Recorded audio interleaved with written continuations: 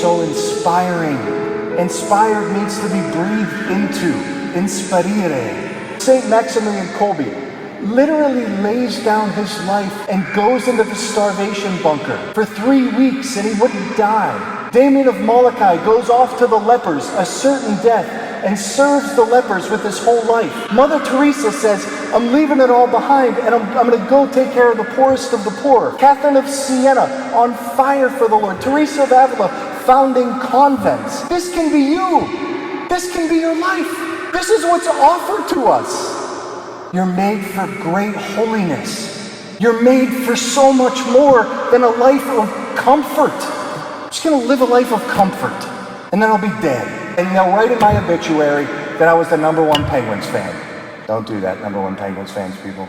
There's so much more. 2 things the saints really got, okay? Telos and love. Telos is just a Greek word, it's fancy, for end. They understood their end.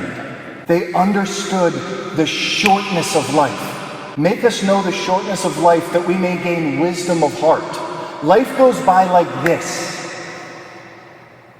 Right, Mary Angela? You're the oldest one here. I can say that because I love her. She loves me. It goes by like that. The saints got that. When you don't understand your end, your goal, then you wander around. We got no purpose, we have no meaning, and so we try and inject meaning and purpose into it. The saints knew they were about heaven. They knew where the hell they were going, and it wasn't hell. Boom! It's like Jesus on the way to Jerusalem. I love it. I set my face like flint and resolutely determined to journey towards Jerusalem. Where are you headed? Where are you headed? Are you going after heaven with a passion and a longing? If you're not, what is your life finally about? That's one bank of the river. The next bank of the river was extraordinary love for Jesus.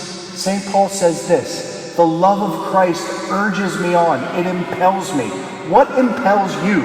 What gets you out of the bed in the morning? What urges you on? My face is fixed on heaven. I'm growing in love for Jesus. When you have those 2 banks, your life is going to flow. If you lose those banks, you will be a swamp, and your life will look like a swamp, and it will inspire no one, not even your children. But you put those banks on the river, and 10 years from now, 20 years from now, 50 years from now, 1,000 years from now, there will be a priest here telling stories about you. That's the actual goal. That one day someone would stand up here and tell stories about Bob Smith, who sold out for God.